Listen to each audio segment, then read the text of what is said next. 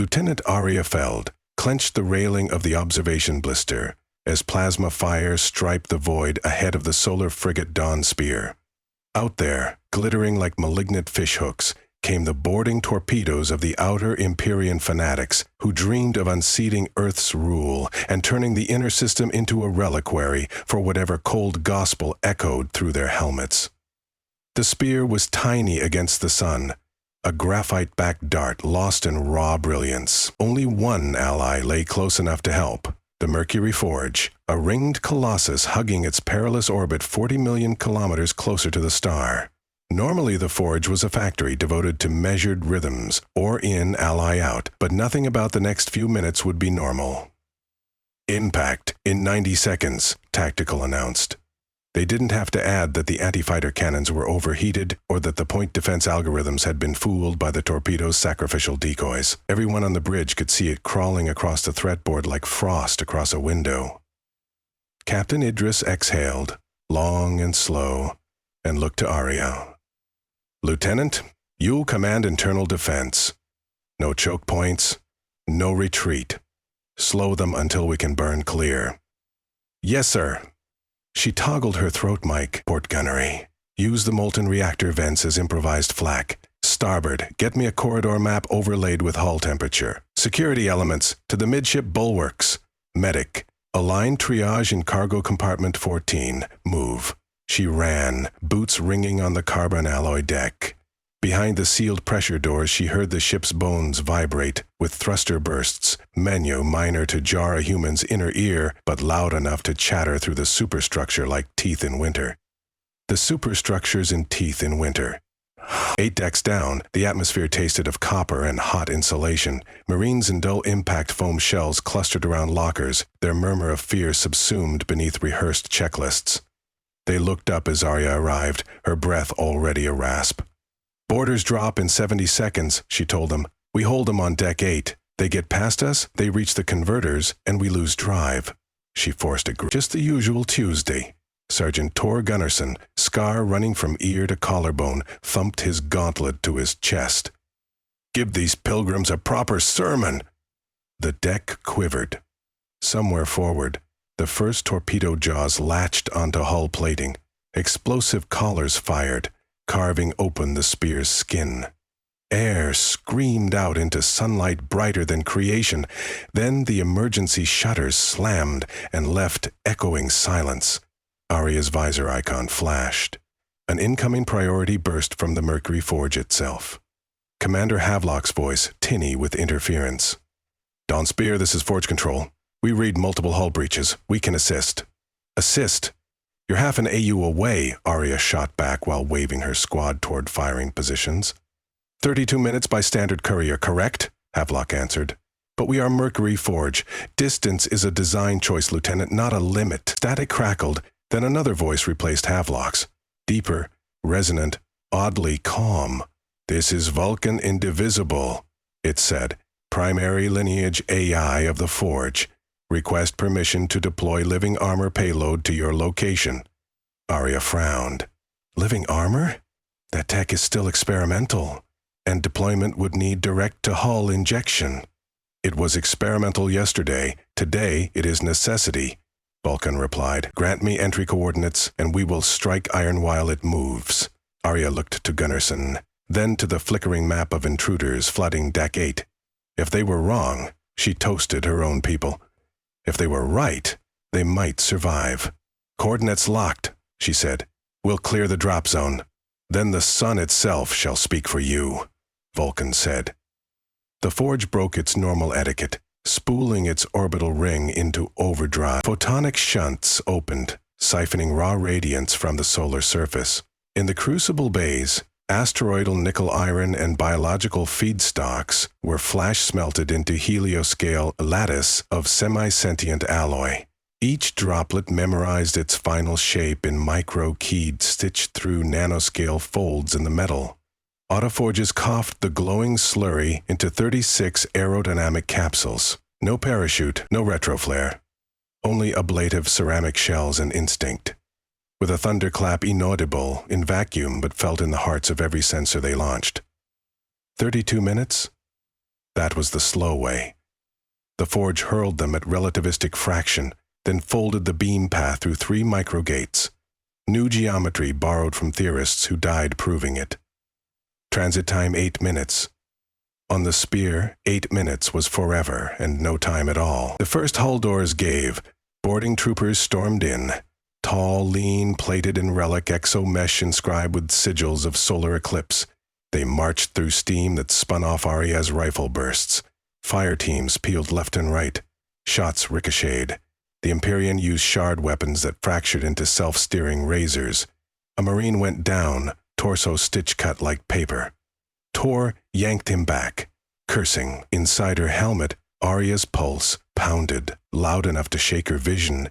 She aimed, exhaled, and tagged 3 boarders in their neck joints. Their armor clogged, locked, and toppled. Yet the corridor was a sieve. More kept pouring.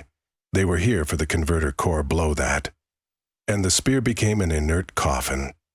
Time on forge package? She barked.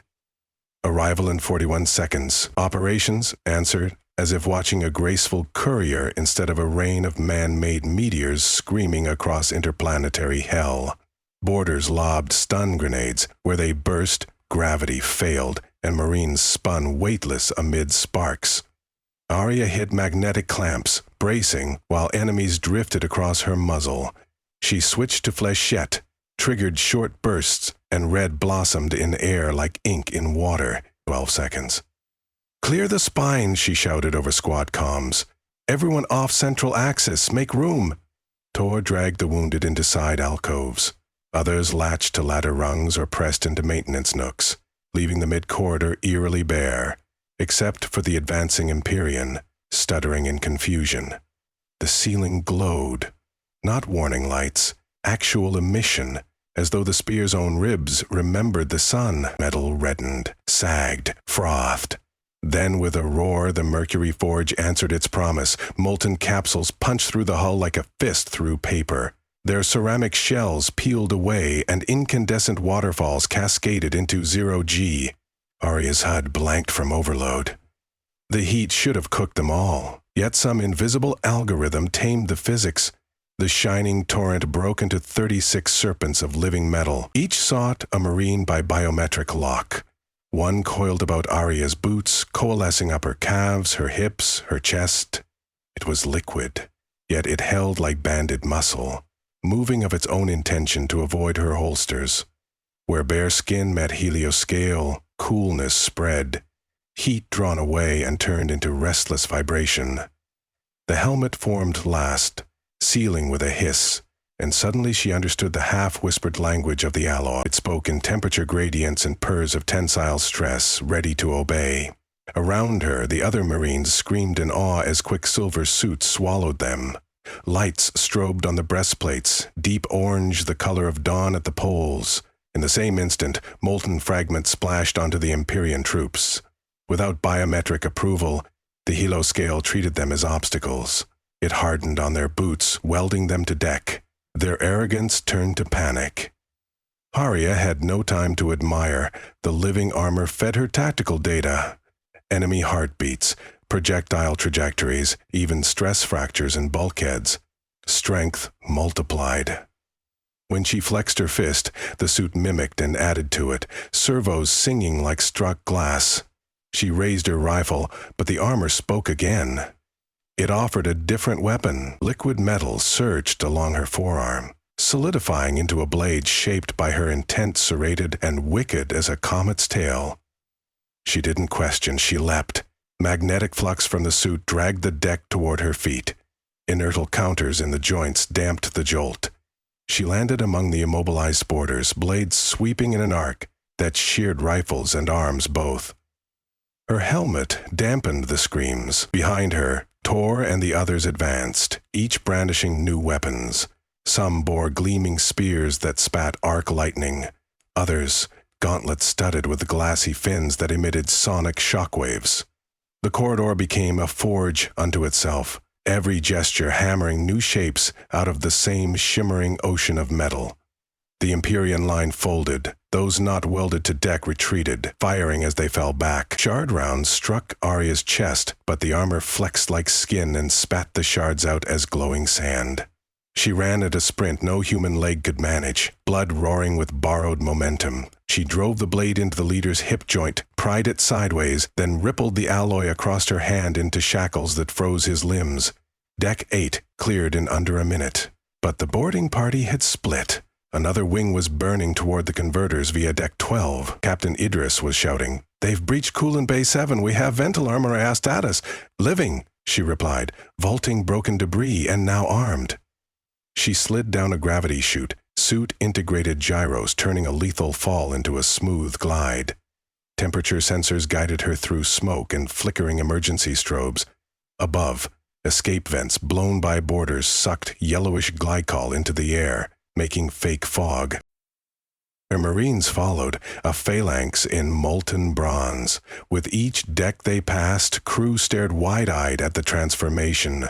Then word spread, and trapped engineers rose behind them, armed with wrenches and what bravery they could find. Morale traveled faster than comm waves.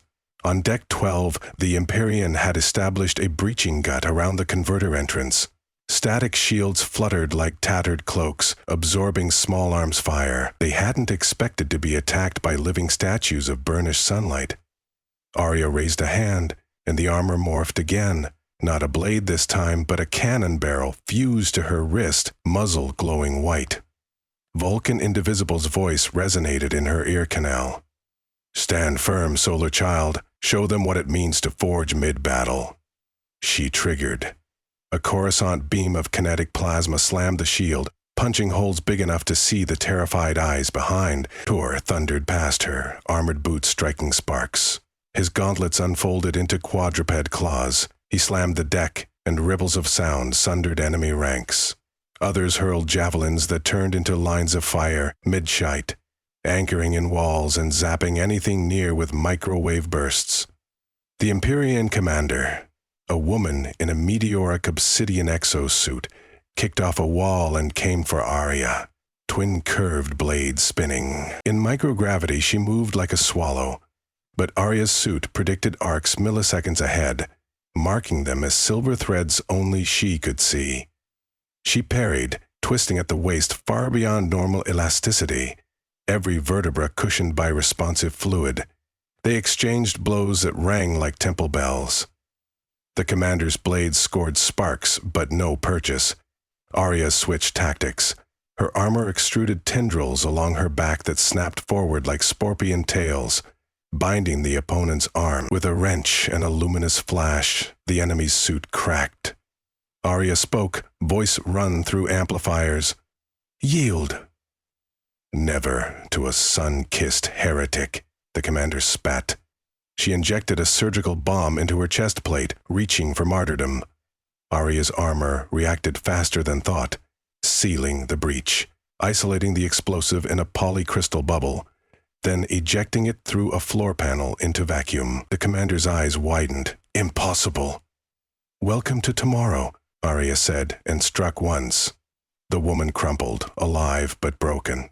"Converter bay secured." Sideline reports from other decks echoed the same story. Empyrean forces collapsing, cut off, pleading surrender. Captain Idris transmitted system-wide. "All hostile combatants, lay down arms. Our sun burns hotter than your faith." Within 30 minutes, the last intruder was contained. Hull breaches patched by autodrones. Pressure restored. Infirmary beds housed Solar Marines side by side with captured Empyrean. The equalizing hush of intravenous pumps, their only conversation. Arya, armor flowing back into dormancy, stepped onto the bridge. The surface of the suit cooled from orange to matte silver, then receded into small medallions embedded along her spine, weightless as memories. She saluted Idris. "Never seen armor delivered like bottled lightning," the captain said.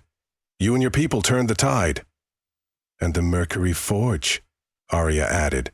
"Without them, we'd be corpses drifting for the salvage tugs." Idris nodded and opened a channel. "Forge control Dawn Spear. Deep thanks. I believe you have revolutionized close-quarters warfare in an afternoon." Havelock returned, out of breath, exhilaration obvious despite the static. "Much credit to Vulcan Indivisible. The AI found the parameters for near-instant personalization at solar exposure 32. We merely trusted the math." Arya cleared her throat. "But there's more. The armor wasn't just protection. It listened. Learned me. I can still feel echoes."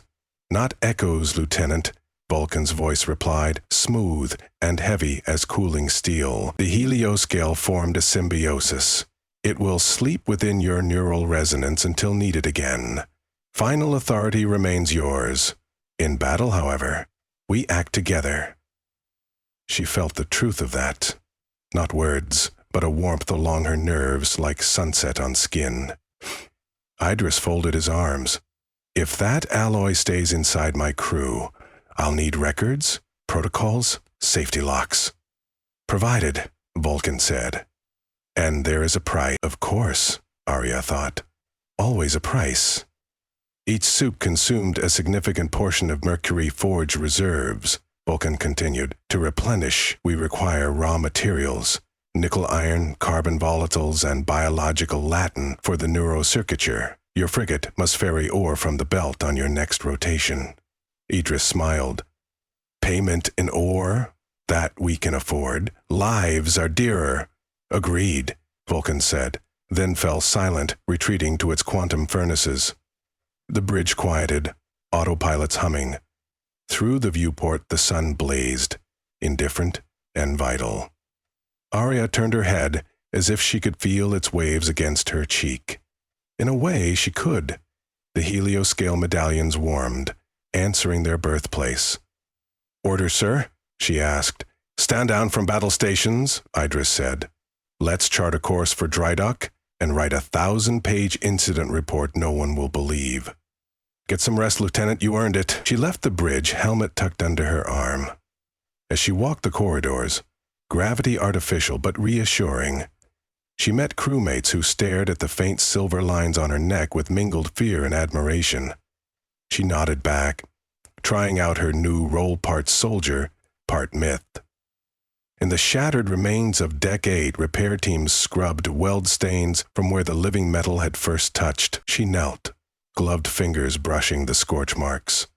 The suit offered a memory, replaying the moment it fell, a camera angle from above, sun glaring, capsule splitting, a bright promise hurtling toward her waiting arms. She swallowed, eyes stinging. "Thank you," she whispered to the silent armor and to the distant forge. No reply came, only the hush of ventilation and, buried beneath, a lullaby of molecular resonance, the forge still singing, always forging, its anvil the orbital path around the nearest star. Far off, the Mercury forge oriented its massive rings for the next cycle. Smelters ignited, sparks leapt, and new rivers of helioscale began to flow.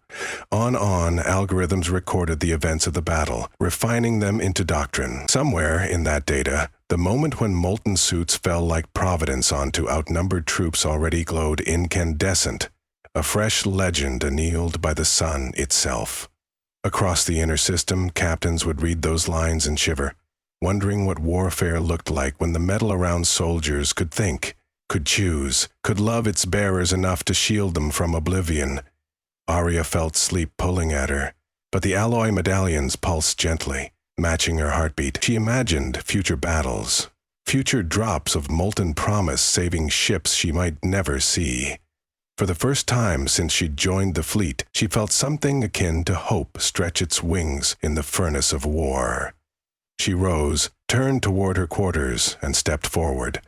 Each stride rang softly, an echo of hammered steel, a promise that the Dawn's spear would never fly alone again.